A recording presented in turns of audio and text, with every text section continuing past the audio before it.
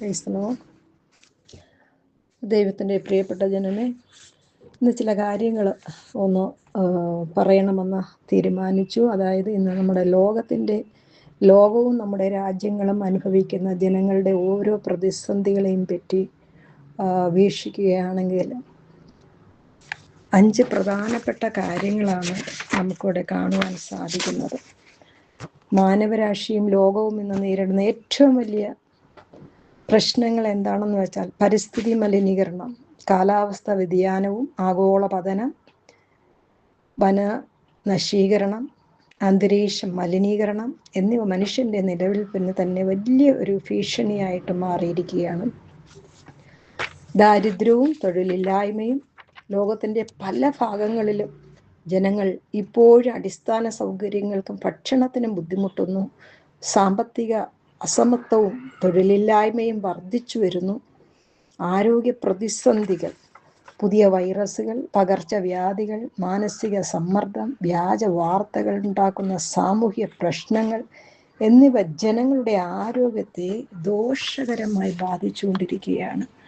കൂടാതെ യുദ്ധവും അക്രമവും, രാജ്യങ്ങൾ തമ്മിലുള്ള അതിർത്തി തർക്കങ്ങളും ആഭ്യന്തര യുദ്ധങ്ങളും കാരണം ലോകത്ത് സമാധാനം നഷ്ടപ്പെട്ടുകൊണ്ടിരിക്കുന്നു. സാങ്കേതിക വിദ്യയുടെ അമിത ഉപയോഗവും ധാർമ്മിക മൂല്യങ്ങളുടെ തകർച്ചയും, സൈബർ കുറ്റകൃത്യങ്ങൾ, കൃത്രിമ ബുദ്ധി AI ഉയർത്തുന്ന ഭീഷണികൾ, ബന്ധങ്ങളിലെ അകൽച്ച എന്നിവ ഇന്നത്തെ സമൂഹത്തെ വല്ലാതെ സ്വാധീനിച്ചിരിക്കുകയാണ്. പ്രത്യേകിച്ച് നമ്മുടെ നാട്ടിൽ ലഹരിമരുന്ന്, കഞ്ചാവ് എന്നിവ മൂലം പ്രതിസന്ധിയിലാകുന്ന കുടുംബങ്ങളുടെ എണ്ണം വർദ്ധിച്ചുകൊണ്ടിരിക്കുകയാണ്. വിദ്യാർത്ഥികളും ചെറുപ്പക്കാരും ഇതിൽ ഏറ്റവും കൂടുതൽ ഉൾപ്പെട്ടിരിക്കുന്നു. ലഹരിക്കടിമയാകുന്ന കുട്ടികൾ മാതാപിതാക്കൾക്ക് വലിയ ഒരു പ്രതിസന്ധിയെ കൊണ്ടുവരുന്നു. കടുത്ത മാനസിക വിഷമങ്ങൾ, കുടുംബത്തിൽ പ്രശ്നങ്ങൾ, കേസുകൾ, അടി, വഴക്ക്, സാമ്പത്തിക പ്രതിസന്ധികൾ, മാതാപിതാക്കളെന്നോ സഹോദരങ്ങളെന്നോ ഇല്ലാത്ത പ്രവർത്തനങ്ങൾ, കൊച്ചു കുഞ്ഞുങ്ങൾക്ക് പോലും സുരക്ഷിതമില്ലാതെ പീഡിപ്പിക്കപ്പെടുന്നു. പല രീതിയിലുള്ള അക്രമങ്ങളിലൂടെയും അന്യായത്തിലൂടെയും ലോകം പോയിക്കൊണ്ടിരിക്കുന്നു. ഇതിനൊക്കെ ഒരു പരിഹാരമുണ്ടോ എന്ന് നോക്കുകയാണെങ്കിൽ രാജ്യത്തിന് ഒരു മാറ്റം വരണം, ദേശത്തിലൊരു മാറ്റം വരണം.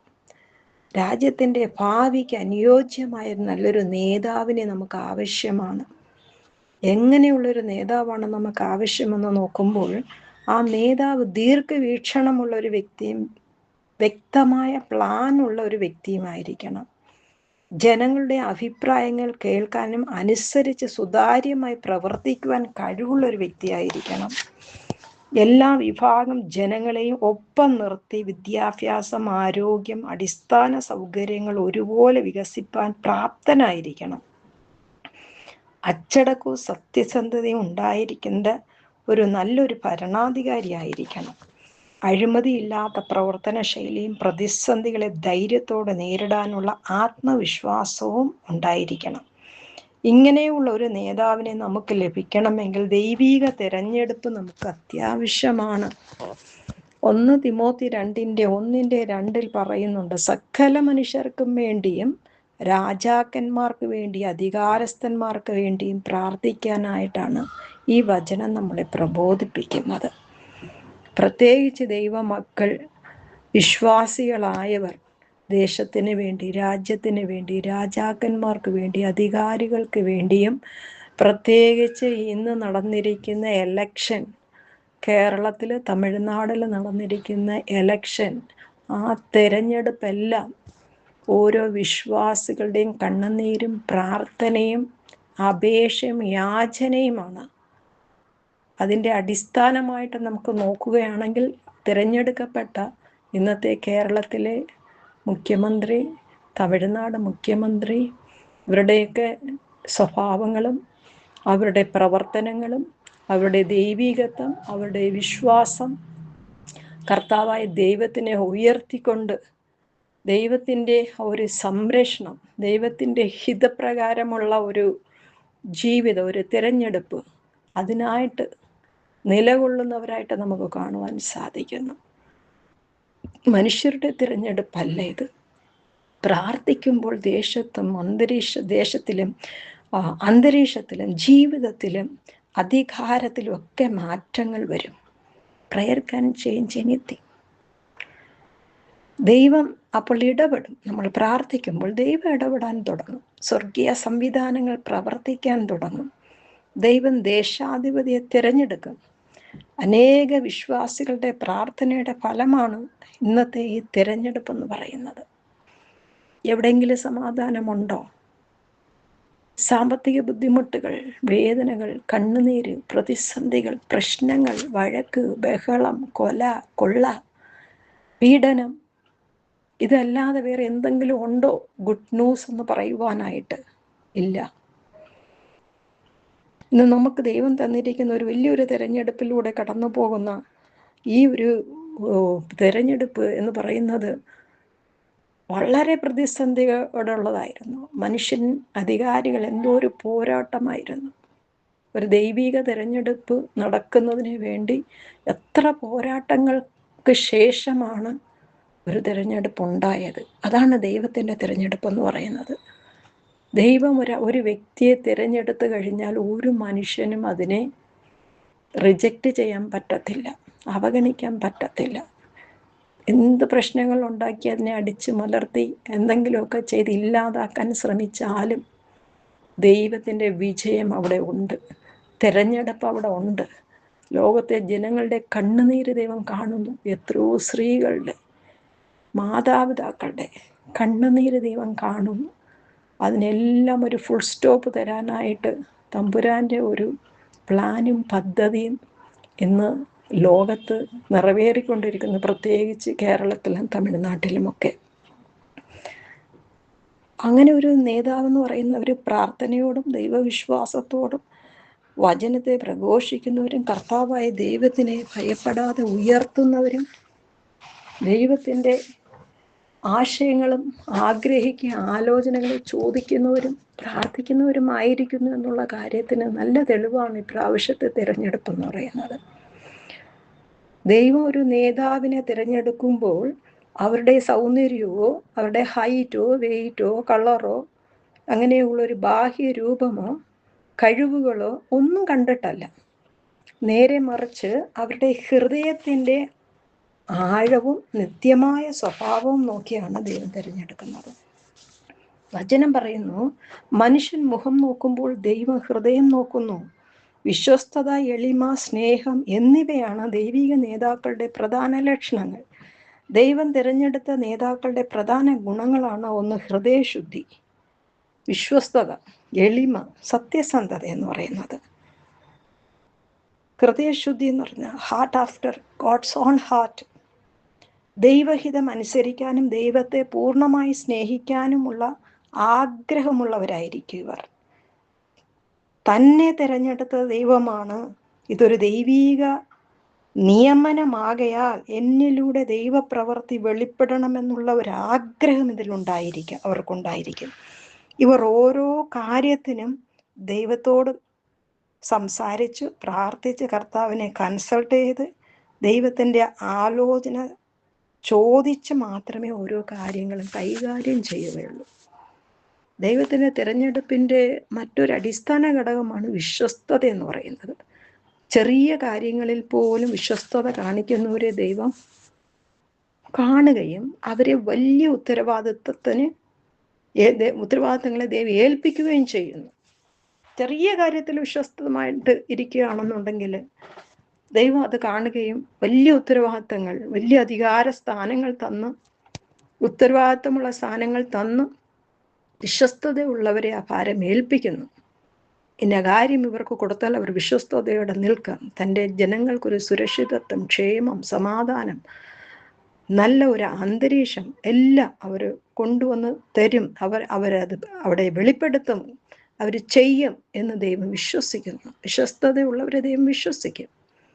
എളിമ, ഒരു നേതാവ് തങ്ങളെക്കാൾ മറ്റുള്ളവരെ ശ്രേഷ്ഠമായി കരുതണം. ഒരു ദാസനെ പോലെ ജനങ്ങളെ സേവിക്കുവാനുള്ള മനസ്സുള്ളവരായിരിക്കും. അങ്ങനെയുള്ളവരാണ് എളിമയുള്ളവരായിരിക്കണം. ഒരു നേതാവ് എന്ന് പറയുന്നത് എളിമയുള്ളൊരു വ്യക്തിയായിരിക്കണം. ദൈവത്തിൻ്റെ തിരഞ്ഞെടുപ്പാണ് ഇതൊക്കെ.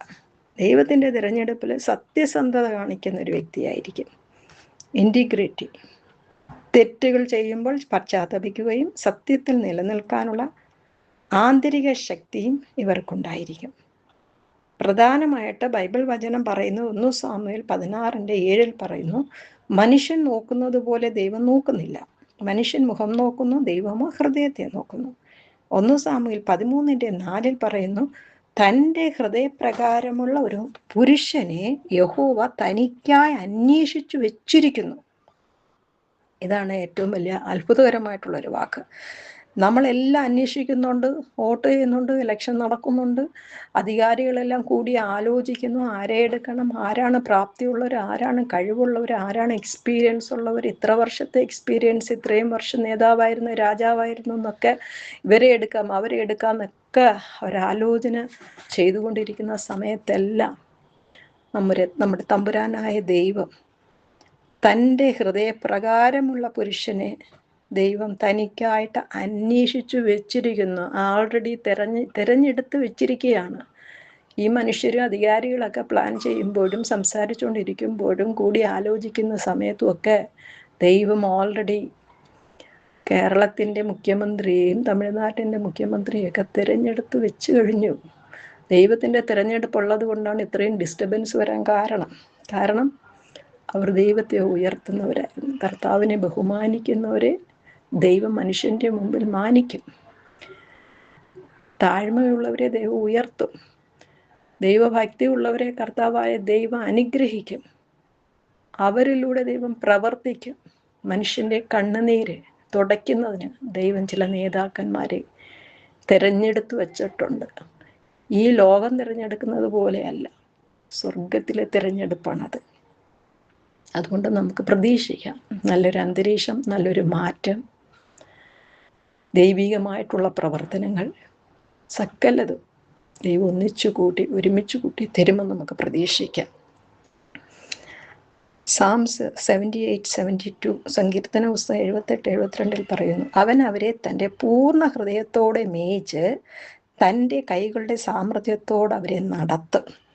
ഇങ്ങനെയുള്ള ദൈവിക തിരഞ്ഞെടുപ്പ് വരുമ്പോൾ അവർ നടക്കേണ്ട കാര്യമില്ല, ഒരധികാരികളും അവരെ നടത്തേണ്ട കാര്യമില്ല, ദൈവം അവരെ നടത്തും. ദൈവം പൂർണ്ണ ഹൃദയത്തോടെ അവരെ മേയിക്കും. ദൈവം അവരെ മേയിക്കുന്നെങ്കിൽ മാത്രമേ ഈ നേതാക്കന്മാർക്ക് ജനങ്ങളെ മേയിക്കാൻ പറ്റുകയുള്ളൂ. തൻ്റെ കൈകളുടെ സാമർഥ്യത്തോടെ അവരെ നടത്തും. സാമർഥ്യമുള്ള നേതാക്കന്മാരെ ദൈവം തന്നിരിക്കുന്നുവെങ്കിൽ അത് സാമർഥ്യമുള്ള ദൈവത്തിൻ്റെ കരമാണെന്നുള്ള കാര്യം പ്രത്യേകിച്ച് ഓർക്കുക. ദൈവത്തിൻ്റെ തിരഞ്ഞെടുപ്പുള്ളവര്, ദൈവിക നേതൃത്വം എന്ന് പറയുന്നത് അധികാരമോ സ്ഥാനമോ അല്ല, മറിച്ച് നിത്യമായ സ്നേഹവും സത്യസന്ധതയും അടിസ്ഥാനമാക്കിയുള്ള ഒരു സേവനമാണത്. അതാ ദൈവത്തിനെ അവർ ഹോണർ ചെയ്യുന്നവരായിരുന്നു. Those who honour me I will honour എന്ന് പറഞ്ഞു 1 സാമുവേൽ 2:30. എന്നെ ബഹുമാനിക്കുന്നവരെ ഞാൻ മാനിക്കുമെന്ന കർത്താവ് പറയുന്നത്. Price the Lord. ദൈവം വലിയവനാണ്.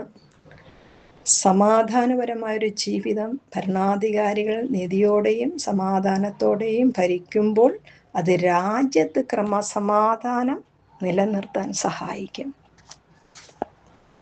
ദൈവജനത്തിന് അക്രമഭയമില്ലാതെ ദൈവഭയത്തോടുകൂടി ജീവിക്കാൻ അനുയോജ്യമായ അന്തരീക്ഷം അത് സൃഷ്ടിക്കുന്നു. ക്രിസ്ത്യാനികൾ എന്ന നിലയിൽ നാം ജീവിക്കുന്ന രാജ്യത്തിൻ്റെ നന്മയ്ക്കും സമാധാനത്തിനും വേണ്ടി പ്രാർത്ഥിക്കണം എന്നത് നമ്മുടെ പ്രധാനപ്പെട്ട കടമയാണെന്നുള്ള കാര്യം നമ്മൾ ഓർക്കുക. ഇന്ന് തമിഴ്നാട്ടിലെ തന്നെ എത്ര ഒരു സമാധാനപരമായിട്ടുള്ള തീരുമാനങ്ങളാണ് അവിടുത്തെ മുഖ്യമന്ത്രി എടുത്തിരിക്കുന്നത്. ഇതൊരു ദൈവിക പ്രവർത്തനമായിട്ട് തന്നെ നമുക്ക് കണക്ക് കൂട്ടാം. ലഹരിക്ക് അടിമപ്പെട്ടിരിക്കുന്നവരെ ഒക്കെ രക്ഷിപ്പാനും പാപികളെ ആ പാപത്തിൽ നിന്ന് വിടുവിപ്പാനും കർത്താവായ ദൈവം ഈ ലോകത്ത് വന്നതുപോലെ അന്യായത്തിനും അനീതിക്കും അക്രമത്തിനും എതിരായിട്ട് പോരാടുന്ന നേതാക്കന്മാരെ ദൈവം തിരഞ്ഞെടുത്ത് തന്നിരിക്കുമ്പോൾ ദൈവമക്കളായിരിക്കുന്ന നമ്മളുടെ കടമ അവരുടെ സംരക്ഷണത്തിന് വേണ്ടിയും സമാധാനത്തിന് വേണ്ടിയും സുരക്ഷിതത്വത്തിന് വേണ്ടിയും പ്രത്യേകം പ്രാർത്ഥിക്കുക. കാരണം നന്മ പ്രവർത്തിക്കുന്നവരെ ഏതെങ്കിലും രീതിയിൽ വകവരുത്തുവാനുള്ള പ്ലാനും പദ്ധതിയും ശത്രു ഉണ്ടാക്കിക്കൊണ്ടിരിക്കും. അതുകൊണ്ട് ദൈവമക്കളുടെ പ്രാർത്ഥന ഉണ്ടായിരിക്കണം. ഇങ്ങനെയുള്ള ലീഡർമാർക്ക്, നേതാക്കന്മാർക്ക് വേണ്ടി നമ്മൾ പ്രാർത്ഥിച്ച് ദേശത്തിൽ സമാധാന അന്തരീക്ഷം കൊണ്ടുവരണം. ദൈവമക്കൾ പ്രാർത്ഥിക്കുമ്പോൾ ദേശത്തിലുള്ള ഇരുള് മാറി അവിടെ പ്രകാശം, ആ സ്ഥലം ദേശം പ്രകാശമായിട്ട് മാറും. ദൈവിക അന്തരീക്ഷം ഉണ്ടാകും. ദൈവിക ശക്തിയും ദൈവിക അധികാരവും ദൈവത്തിൻ്റെ നിയമങ്ങളും വെളിപ്പെടണം. അതനുസരിച്ച് എവിടെയും ഈ നേതാക്കന്മാർ തെറ്റിപ്പോകാതിരിപ്പാനും ഒരു കെണിയിലും വീണു പോകാതിരിപ്പാനും നമുക്ക് പ്രാർത്ഥിക്കാം. ദൈവം നമ്മുടെ ദേശത്തെയും രാജ്യങ്ങളെയൊക്കെ അനുഗ്രഹിക്കട്ടെ. എല്ലാ ദേശവും ദൈവത്തിൻ്റെതാണ്. അവനാണ് സൃഷ്ടികർത്താവ്. കർത്താവായ ദൈവത്തിന് അസാധ്യമൊന്നും തന്നെയില്ല. മനുഷ്യനും നേതാക്കന്മാരും രാജാക്കന്മാരും അറിയുന്നതിനു മുമ്പേ സകലതും അറിയുന്നവനും സകലതും നിയമിച്ചു വച്ചിരിക്കുന്നവനുമായ ദൈവത്തിൻ്റെ കരങ്ങളിലേക്ക് നമുക്ക് നമ്മളെയും ഈ കാണുന്ന ജനങ്ങളെയും ലോകത്തിനെയും അധികാരികളെയും രാജാക്കന്മാരെയും സകലരെയും സമർപ്പിക്കാം. എല്ലാവരും രക്ഷിക്കപ്പെടണം. കർത്താവായ ദൈവത്തിങ്കിലേക്ക് തിരിയണം. പാർലമെൻറ്റിൽ വരെ വചനങ്ങൾ വായിക്കുവാൻ തുടങ്ങി. സകല ദേശങ്ങളിലും ദൈവത്തിൻ്റെ വചനം പ്രഘോഷിക്കാൻ തുടങ്ങി. അതിന് വിരോധമായിട്ട് ശത്രു എഴുന്നേറ്റ് പല കെണികളും ഉണ്ടാക്കുകയും ചെയ്യുന്നുണ്ട്. ദൈവവചനം സത്യമാണ്. ദൈവം സത്യവാനാണ്. അവനേക്കാളും വലിയൊരു രാജാവ് ഈ ലോകത്തില്ല. സകല മഹത്വവും നമുക്ക് ദൈവത്തിന് അർപ്പിക്കാം. Praise the Lord. God bless U.